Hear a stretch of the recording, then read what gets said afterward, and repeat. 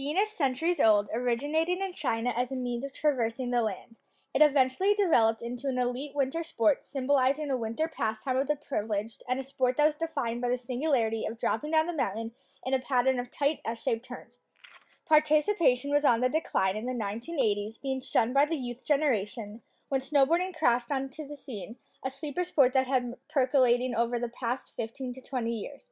The innovation of the sport of snowboarding was driven by a new sense of spirit, independence, style, and creativity, which not only resurrected the ski industry and changed the sport itself, but brought a whole new sport to the mountains. The 1960s is the decade that the fathers of snowboarding started experimenting with the craft. One of these pioneers was an 8th grader named Tom Sims, who was bummed that there was snow on the ground, meaning he wouldn't be able to skate. He decided to make a skateboard for snow by using a big, long piece of pine and glued carpet to the top for traction. Another man, Dmitry Milovich, was inspired by sliding on his cafeteria trays. His first board was 2 inches thick and 5 feet long and made out of redwood. He called it the Winter Stick. Sherman Poppin saw his 11-year-old daughter sliding down the hill standing on her sled. With an idea in his mind, he ran back to his shed, bound 2 skis together, and tied a string to the nose for stability. He named it the Snurfer. Poppin licensed the concept to Brunswick Bowling to manufacture snurfers, and so snowboarding was born. It's no hidden fact the startup of snowboarding met with a lot of resistance among the traditionalist skiers. As Jeff Fulton, pro snowboarder, states, we'd get so much flack. Baker was full of serious skiers and they'd yell at us, "Hey, the ocean's that way," or "Get a boat to tow that thing. Someday you'll be able to afford two." But as we got better, it went from people heckling us to people being impressed and cheering us on. Skiing was having trouble in the 80s retaining youth. When snowboarding came in, younger kids would start going to the hill more often. Not only did snowboarding start attracting more youth to the mountain, they were going more often than traditional skiers. Typically, in the 80s, skiers would go skiing 5 to 6 times the average skier a season. That translated, once snowboarding came in, they realized snowboarders were more apt to go 11, 12, 13 times a year.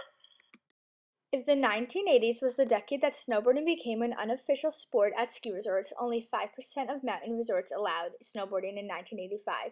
The 1990s was marked by the sport's entrance into competitions. In 1994, the Olympic Committee officially invited snowboarders to be part of the 1998 Olympics in Nagano, Japan. That same year, the May 5th cover of the Wall Street Journal proclaimed snowboarding scores as the fastest growing sport, with participation up 50% since the previous winter. In addition to the many other competitions being held around the globe, the ESPN-driven X Games also exposed the sport to the masses. In 2004, snowboarding participation eclipsed skiing for the first time. This may have been driven by the fact that 2004 was the first year that the X Games was televised and covered by ESPN's flagship Sports Center and ABC Sports. By 1996, 95% of all U.S. mountain resorts allowed snowboarding. So just how did snowboarding resurrect and revolutionize the skiing industry? Skiing benefited hugely from snowboarding in attitude, in the way that people ski, in the way that we do our tricks, in the way that we see mountains, in the way that we see terrain parks. It's been massive for skiing. Snowboarding brought a new sense of spirit, independence, and style to the slopes, which defined a new youth culture.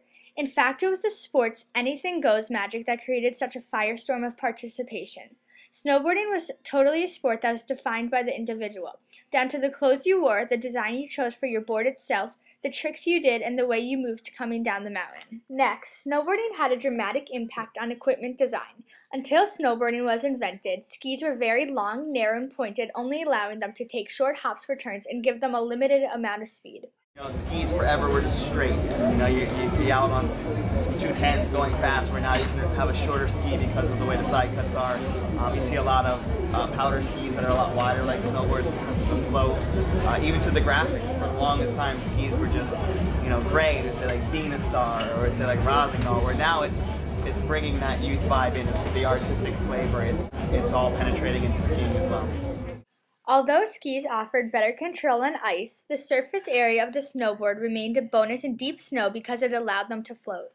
Today, skiing has taken this concept and applied it to their design. Skis are now wider and rounded so they can float on powder, just like snowboards. This design also allows skis to take wider turns and reach higher speeds. After the ski binding, which probably happened, in the late 1800s, the most important thing to happen to the technology of skiing was snowboarding. Really? Because snowboarding came out as the board shape was refined. We learned that more extreme side cuts, wider nose, wider tail, all the things that work in snowboards, but also work in skis. Ski manufacturers were starting to look at the benefit, what they could learn from snowboard construction, especially the width of a snowboard and how well it floats in powder, and different disciplines or different areas of skiing, different types of skiing require very different ski technology, but certainly when you get into the backcountry and to deeper snow, a wider ski is beneficial. And another major influence driven by snowboarding culture was the evolution of the terrain park. With snowboarding's free-range ability as a sport to let the rider define how to get down the mountain, snowboarders started building jumps, constructing rails out of tree limbs, anything to present a new challenge and enable them to exert their style. Snow resorts eventually caught on, knowing that with the construction of terrain parks, they would have a new marketing tool to attract young boarders and skiers. The development of terrain parks, complete with a varied range of jumps, rails, boxes, halfpipes, and quarterpipes, flew in the face of an earlier liability-phobic ski industry. Many skiers embraced these additions to the ski slopes, creating a new level of fun and challenge, serving to revolutionize skiing. Next up, fashion. The ski fashion on the mountains and après ski venues was one of clean-cut, traditional fitted parkas and matching pants. If you looked at a stream of snowboarders coming down the mountain, you saw a clash of vibrant color, baggy jackets, saggy pants, and wild hats. As Sporting Goods Business magazine states, most of snowboarding apparel revolves around separates, with layering systems taking the lead, big and baggy anoraks, parkas, and vests offered in grunge-oriented plaids and fleeces. In the fall of 1994, skiwear started to cross over to the snowboarding style when manufacturers were adding oversized anoraks and baggy layering components to their product lines to take advantage of the boarding craze. In addition to affecting the designs of alpine apparel, several traditional skiwear manufacturers have now directly acknowledged the strength of the snowboarding market by introducing their own snowboard collections. So many snowboarding lines were created that in 1999, ski retailers in some areas saw snowboarding gear eclipse sales of alpine for the first time. Like, when I first went to a ski slope when I was in high school, it was all skiers. And then I saw how little by little, there's I remember the last time I went snowboarding, I did not see one skier. From Sherman Poppin and the Snurford to Dmitry Milovich and the Winter Stick, snowboarding has not only brought a new sport to the winter snow scene in a short period of time, but has also completely changed and influenced what was already there.